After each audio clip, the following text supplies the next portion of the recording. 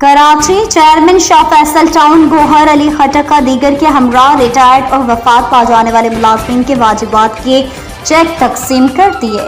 इस हवाले से मज़ीद तफसीलात देखते हैं हमारे चीफ रिपोर्टर कराची जावेद महमूद आराई की इस रिपोर्ट में।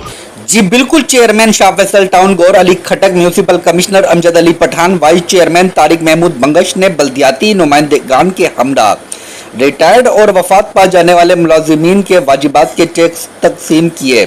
चेयरमैन शाह फैसल टाउन गौहर अली खटक ने रॉयल न्यूज़ टीवी से बातचीत करते हुए बताया है कि रिटायर्ड और वफात पा जाने वाले मुलाजिमीन के वाजिबात की मद में 2 करोड़ रुपए से ज़ायद की रकम के चेक दिए जा रहे हैं।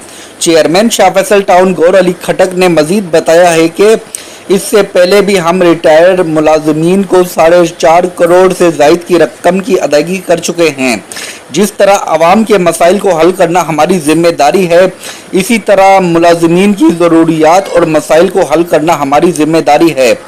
इस मौके पर म्यूनसिपल कमिश्नर शाह फैसल टाउन अमजद अली पठान ने बताया है कि ये वो बल्दियाती मुलाजिमीन हैं जिन्होंने अपनी सर्विस के दौरान अवाम के बुनियादी मसाइल हल करने में अहम किरदार अदा किया। हमारी कोशिश है कि रिटायरमेंट के बाद मुलाजिमीन को माली लिहाज से कोई दिक्कत पेश ना आए।